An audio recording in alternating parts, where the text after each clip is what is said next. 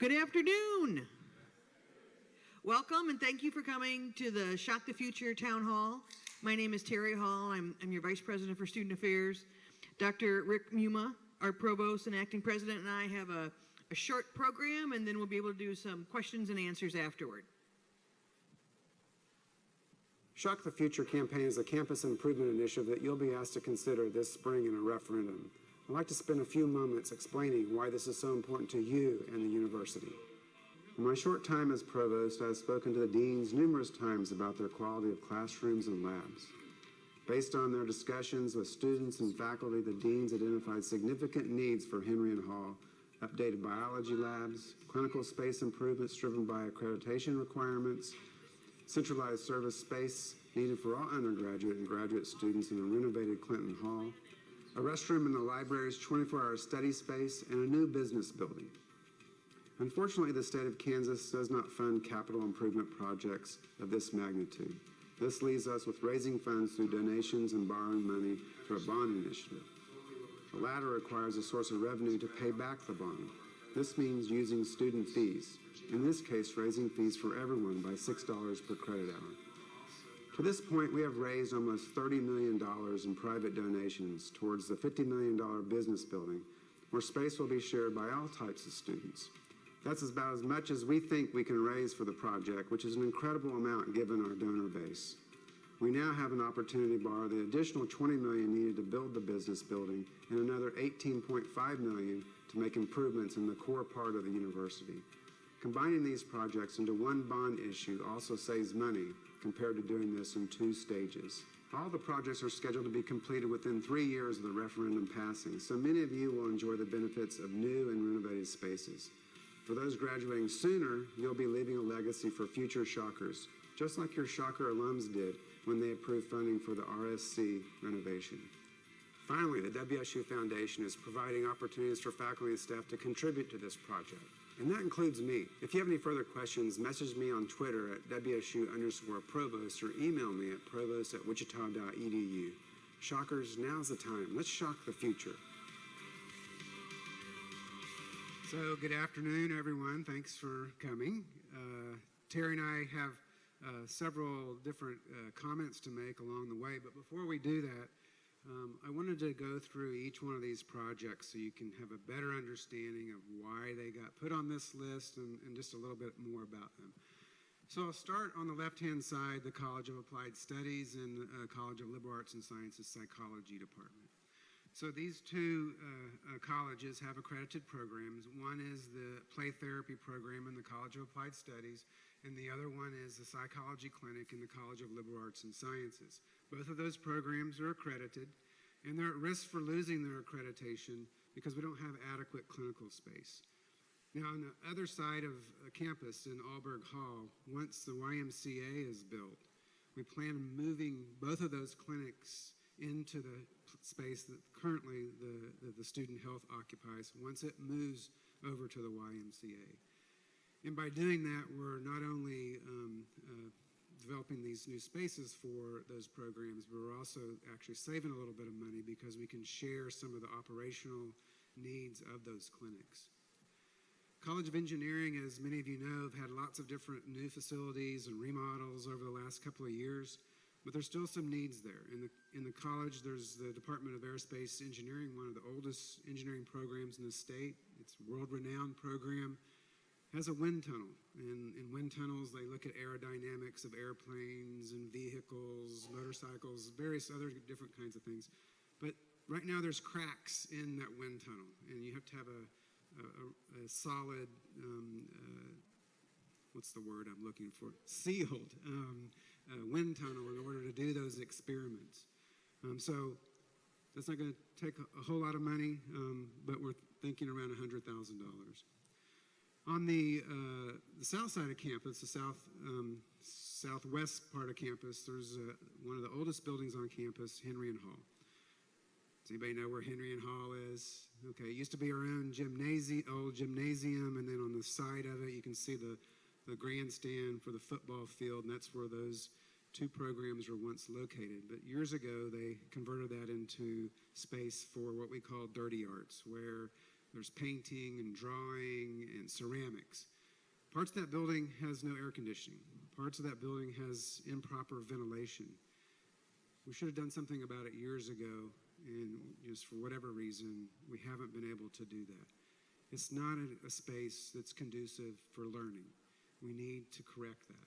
Across the street is Wilner Auditorium, where the School of Performing Arts, dance, and other programs perform.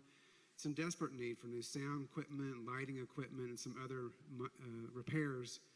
So again, something that should have been done years ago to keep up on the new technology, but for whatever reason, it hasn't happened.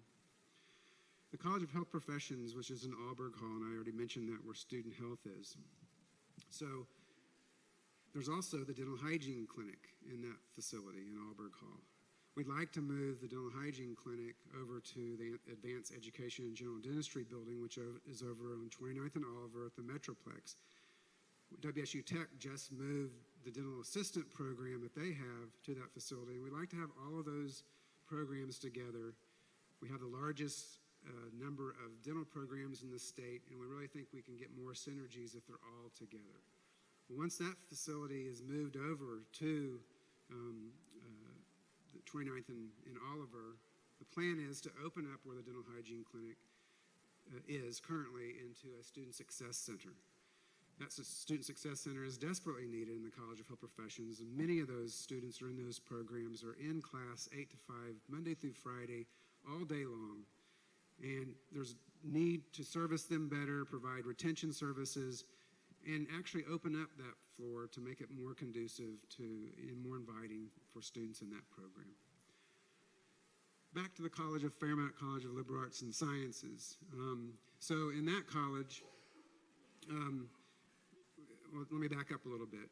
About 10 years ago, McKinley Hall was refurbished, and we redid the chemistry labs at that time. We had more chemistry slots added for the laboratories, but we didn't do that for biology, which is in Hubbard Hall. There's lots and lots of students who take biology across this campus, not just in the College of Liberal Arts and Sciences, but in health professions and other majors and even in engineering.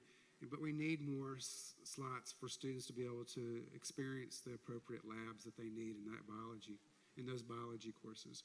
So that's that particular project. The Institute for Interdisciplinary Innovation. So you all are probably familiar with the Wonder School, which is located right next to the police department. That school eventually is going to move into bigger space on the east side of campus, and once we move them to their bigger space, we'll have that space to renovate slightly. It's been renovated already for the Wonder School, but we'd like to move the Master of Innovation Design program into that area, and it will require us to do some minor renovations. We think we can raise a lot of that through private fundraising, but it's still a possibility that we might need some of these student fees and bonding for that project. The university libraries. You may know that the very front of the library has a 24-hour study space. There's no restrooms in it. And so when students are there in the middle of the night and they need to use the restroom, they have to pack up their belongings and go find a restroom across campus in another building that might be open. That's a safety issue. We want them to be able to stay there and study there without the concern about having to go to somewhere else. We'd also like to brighten that area up and make it more conducive and attractive for students to learn in. The Career Development Center. Does anybody know where that is? Well, it's over here off of 17th Street, buried in the very back of Brennan, the Brennan buildings. I think it's in Brennan 3. Obviously not very conducive for students to go over there, and it's not convenient for them to engage in career counseling and other kinds of services that they offer. We'd like to move them to the Marcus Welcome Center, where undergraduate admissions is, and take the opportunity in doing that and combining those two units, so when students apply to the university, they'll see the full breadth of what it takes to actually become a student at the university and the careers that they would have available to them. And it'll also provide an opportunity to provide better space for those students to engage with the career development staff. And then finally, the Student Service Center. Just like we have plans to update the athletic facilities in terms of the Student Service Center that we're planning there, we'd like to do that for the rest of the campus. We don't have those kind of services in a centralized location. We'd like to do that in Clinton Hall once the business school is built in the next couple of years, and move all of our student service areas to that location. So we're talking about the Office of Student Success, Disability Services, tutoring, supplemental instruction. What's some other ones, Terry, from your area? Student conduct. Shocker Support Locker. I'm repeating for you. Thank you. Yeah. And other things that we are planning, including space for the Graduate Student Center, that currently we have no space for graduate students. And then finally, I want to talk about the business school. So it's been talked about for years to have a state-of-the-art business school. Having a strong business school is really important to this institution, not just for the business programs that would be located there, but for our university. It attracts businesses who are interested in partnering with us if they see that we have a strong state-of-the-art facility to not only train business students, but other kinds of students who engage in business courses and business minors and certificates along the way, regardless of their major. We know that donors are interested in this because we've raised almost $30 million to support this facility. And as you know, and you saw in the video, we need an additional $20 million to actually bring that to fruition. So those are the main projects that we're talking about in terms of this referendum. Does anybody have any questions before we advance to the next slide?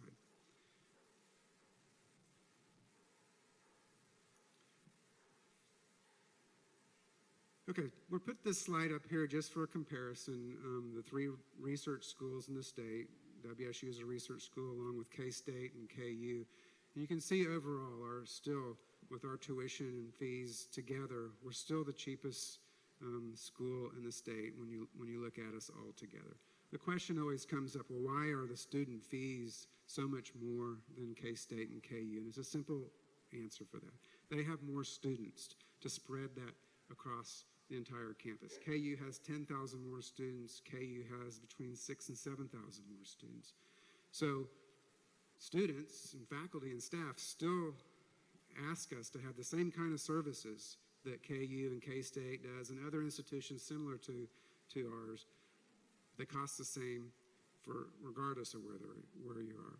So that's the comparison in terms of our tuition and fees. Any questions about that?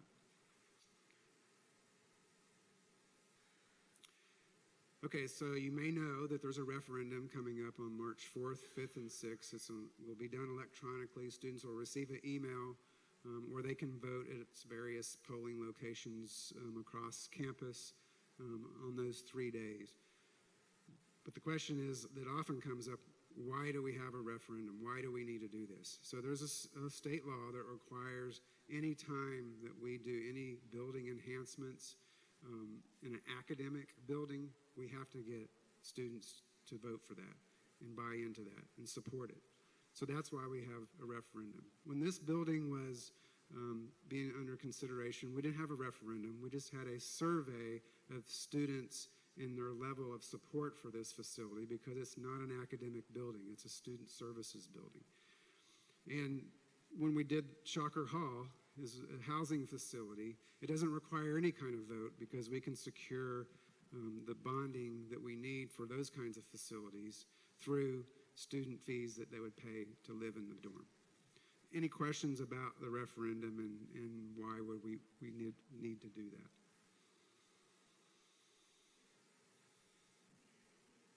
So what happens if it doesn't pass? Well, I've been pretty clear. If the referendum doesn't pass, all the projects that I talked about, except the business building, will not be able to move forward in any meaningful way. We'll still try to raise money to help support what we can. We'll still try to use some of our repair and rehabilitation money that we have from the state to do things that are allowed in those monies that are available. But they're not going to be able to move forward in a very expeditious way. The business building, in order for that to go forward, what we will do is Plan B is have a separate referendum with the business students, and it will require that their fees will be increased anywhere between $30 to $35 per credit hour. So does anybody have any questions about that particular issue? You guys are just all very, either I'm explaining well or... You're doing a great job. So why should you care? So currently students pay an infrastructure fee. It pays for buses. Not everybody uses the bus system for parking, but everybody wants that available in case students want to use that system or in case that student who's not using it currently wants to use it. Everybody also pays for our one-stop, which is our 24/7 student service center that allows students to be able to get their questions answered 24/7, 365, either in person or online or through email. Not everybody uses that, but everybody wants access to that when they need it. This is the same sort of thing. We have lots of needs across campus. Not everybody's going to be engaged in taking classes in the business school, but I'll bet you a lot of students will. There's going to be classes in there that aren't just for business students, or there will be classes that for non-majors, non-business majors, who will be getting a minor in entrepreneurship or a certificate in, global supply chain or whatever the issue. Just like Clinton Hall is not reserved just for students in the business program, it will be the same sort of thing with Woosley Hall, Henry and Hall, any of these other projects that I'm talking about. They're for everyone. Some of the feedback that I've seen from students, one really caught my attention, is that a strong university helps everybody and makes everybody really feel good about their education. I think there's something to be said about that. Basically when you look good, you feel good about what you're doing, and we need to make sure everybody has a good experience at the institution. So, any questions before I move to the next segment? Yes, sir.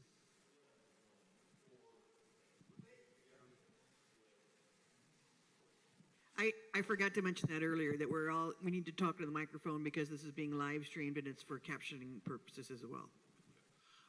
My question would be, so you mentioned if it didn't pass, business students would be responsible for it. Would it be anyone with a declared business major, or would it be like, say, I was in a different major but I took a business course, fees would only be for that course?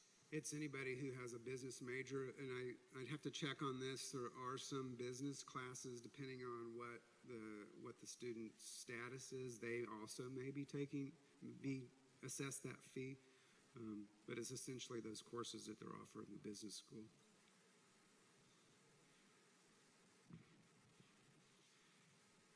So the next segment here is a video that was put together by the students who've been working on this project, the steering committee, and the whole idea of the video was that we're all here together. We're all WSU students. We might have different majors, but we all want to be able to engage in positive ways of getting their education. So I'll let you take a look at this. I am a nursing major. I am a future doctor. I am a biomedical engineering major. I am a transition mentor. I am a first-generation student. I am a Wichita native. I am a diversity intern. I am an international student. I am a Wichita State student. I am a Wichita State student. I am a Wichita State student. I am a Wichita State student. Wichita State Is where Innovation Creativity, entrepreneurship, and technology Come together. to create a brighter future for Shockers. as alumni did for us. It's time It's time. for improvements. for the community, For every college. For every dream. For every passion. for every shocker. For every shocker. For every shocker. Stand with me. Stand with me. Stand with me. And with me. And together we can. So if you want to learn more about this particular initiative, go to wichita.edu/shockthefuture. That video, along with videos from each of the colleges, is on that website, along with a whole host of frequently asked questions. We'd be happy to answer some of those questions for those of you who are here today. Terry? What kind of questions do you have?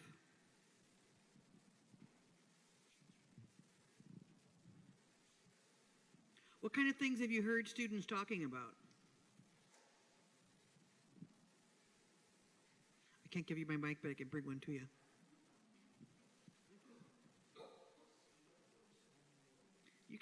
You're good.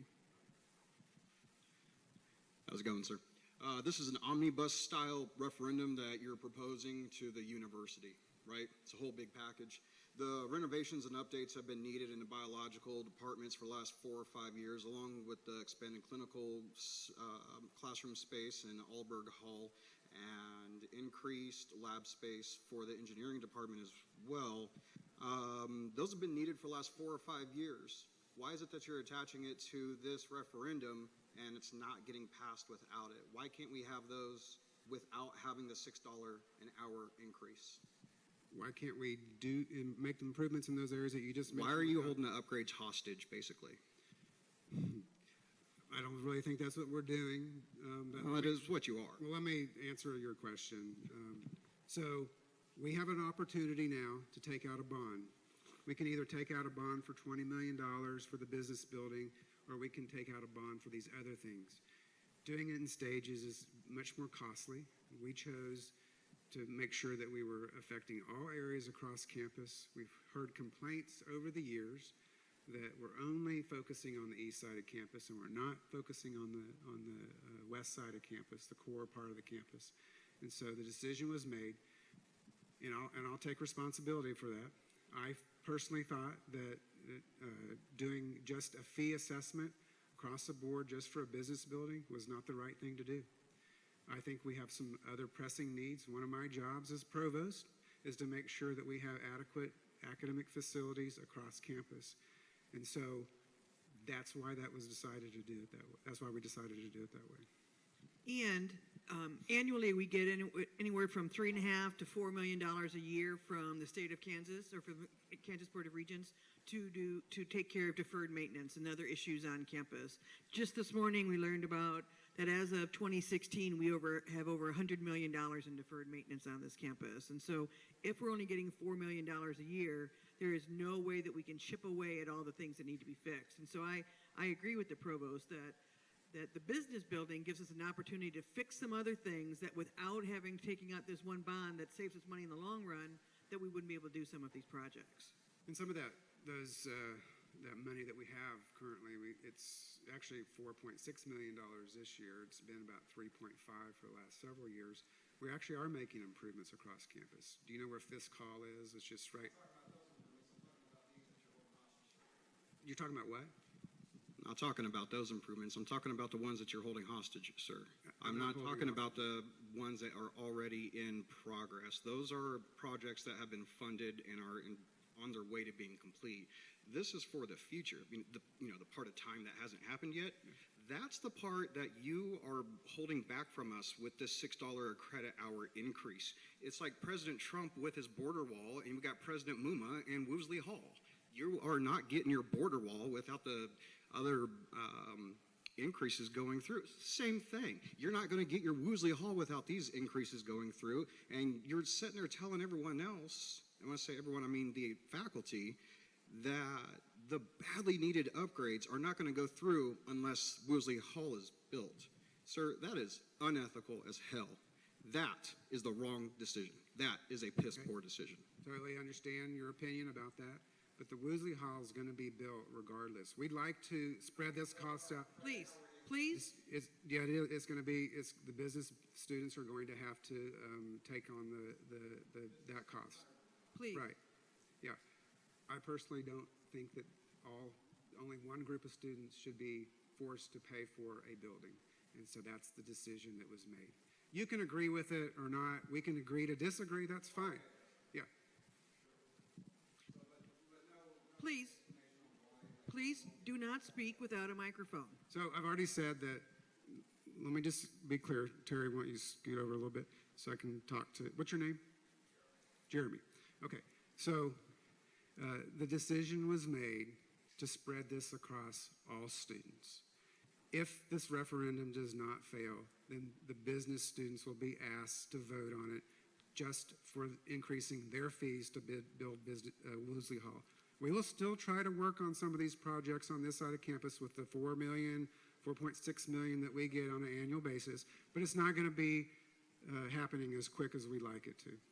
Well, and actually, that $4.6 million has to go to roofs and to repair windows, and there isn't always a lot of money that's just laying around for us to decide to fix other things. And so as I mentioned, we have over $100 million in deferred maintenance that $4 million or so doesn't get to very quickly.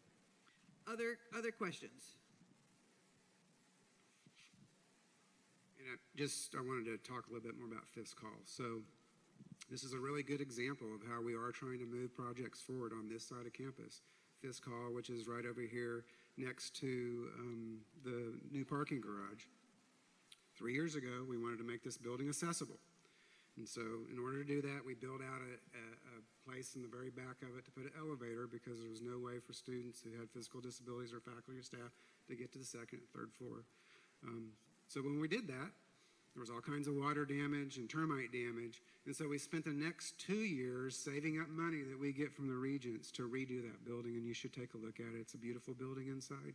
And the exterior of that building is also very nice. And it's an example of what we can do, and we will continue to do that. My office put some money into that project just to make sure it got what it needed in terms of furnishings. We want the best possible facilities for all of our students. And so this year, Student Success expanded and created the Shocker Learning Center in Linquist Hall. And so one of the things I'm hearing from students is that space they've already outgrown that space. And so moving them into Clinton Hall, they will have an expanded space in that area where all Student Success offices will come together, correct? So if that is the plan, I just want to say kudos to the university because that is something that's long overdue, and students are taking advantage of those resources to help meet their needs. Good comment.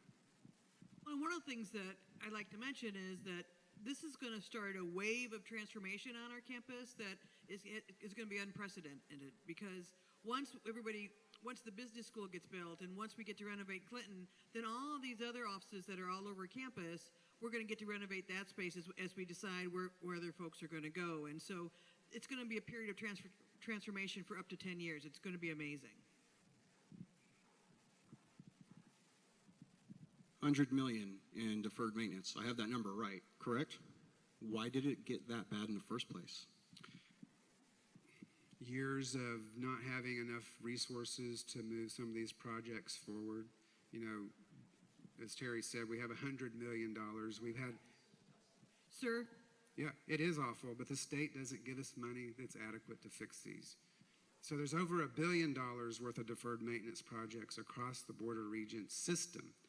We just have $100 million of deferred maintenance. I think someone could argue that we've done actually a pretty good job considering, you know, our situation of not having the resources that we need to do to make these improvements. Well, 100 billion, 1 billion across the system, and ours is just 100. I think that's I have asked you repeatedly, sir. KU or K-State. I've asked you repeatedly only to talk into a microphone. Oh, yeah, sure. Yes, sir. Yep.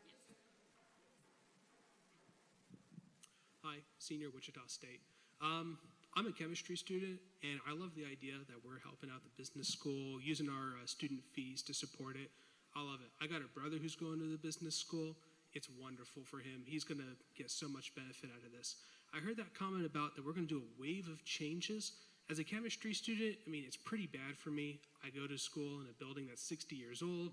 20 years ago, we, renovated it, but it's starting to fall apart. What other plans do we have for other buildings like the chemistry department that are in such disrepair in that next 10 years? Again, that's on our deferred maintenance list of different projects that we had. And the McKinley Hall was actually gutted. Elizabeth was up probably 10 years ago. 15 years ago. Okay, 15 years ago. Literally gutted. It took several years to rehab that facility. And again, any kind of new maintenance that's needed, we add that list. And sometimes we're able to fix those pretty quickly, and sometimes it takes a little while. We have to save up additional resources. So I like to think about the referendum as an opportunity. That without taking out the loan to finish off the rest of the business building, we would never have the opportunity to take out additional monies to start fixing some of the much needed things on campus, the other $18.5 million. And so while you're a chemistry major who's going to graduate, there are going to be many, including your brother, who's going to benefit from all the different improvements that $18.5 million will do. Interesting. Just as a follow-up question, is there a point where students like myself will be able to view kind of like a plan on how we're going to address that deferred maintenance, especially for the chemistry of building? I've done a lot of digging. I looked at the master plan. I've looked at the Shock the Future plan about a couple months back and continuously so far. I just haven't seen any plan for it. As a Wichita State student, that's really demoralizing to know that I'm going to school at a building that's falling apart, but hearing that we have the opportunity to rebuild that for the next set of graduates, and knowing that I can come back in 20 years, invest in a program that will have a new building, new facilities, new everything as an alumni, I think that'd be a great opportunity.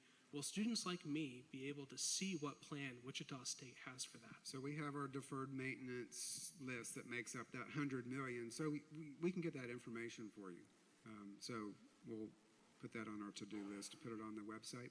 A great resource is always talking to your dean as well. So your dean is going to know about all those kind of projects and where they are in the queue to try to get some things fixed. So to talk to Dean Hippisley would be a great resource for you.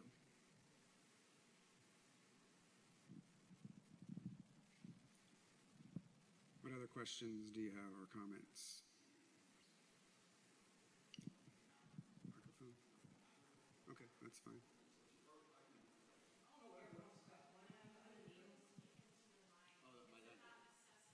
Okay. I didn't know if you wanted to meet afterwards or. I'll be here. Yeah. I can answer any questions that you might have. Does anyone else want to? I want to address this young man's question as well. I'm with the Elizabeth King with the Wichita State University Foundation, and we are in the 6th year of 7 years on the Shock the World campaign. And the Shock the World campaign's $250 million, and we included in that campaign the Woolsey Hall, at the time it was the new building for the Barton School of Business, also a new Student Athlete Success Center, and some other smaller capital projects. And some of the basis for how that was decided is we felt we had enough alumni, foundations, corporations who would be supportive of a business school building. So you have to weigh that as to the private side, but desperately needing that building, as your brother can attest. When we finish this campaign, we're less than $30,000 left on Woolsey Hall, so we should finish it this week, we hope, on the $30 million. But I will say as an aside, all of my colleagues across the country, the vast majority, their states contribute at least half to the new buildings. It's not being done by bond issues and philanthropy. It's rare that it's that high of a portion required by donors. So we're in a different situation. We're making the very best of it that we can. Next year, we'll be spending our emphasis in the final year of the campaign on need-based scholarships and on support for our faculty, which those are high priorities. And then, as is typical for campaigns across the country, that next year, the first year after the campaign, we'll start the planning for the next campaign.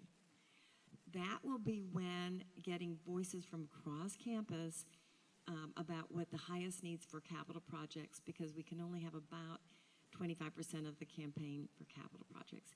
I have to tell you, I've heard a very strong amount of support for in the next campaign to focus on the sciences. You will be gone by then, but maybe you'll be a donor by then. So, or kids that will come to us. But I do hear that your needs are great, and I think that will probably show back up when we start the planning for the next campaign.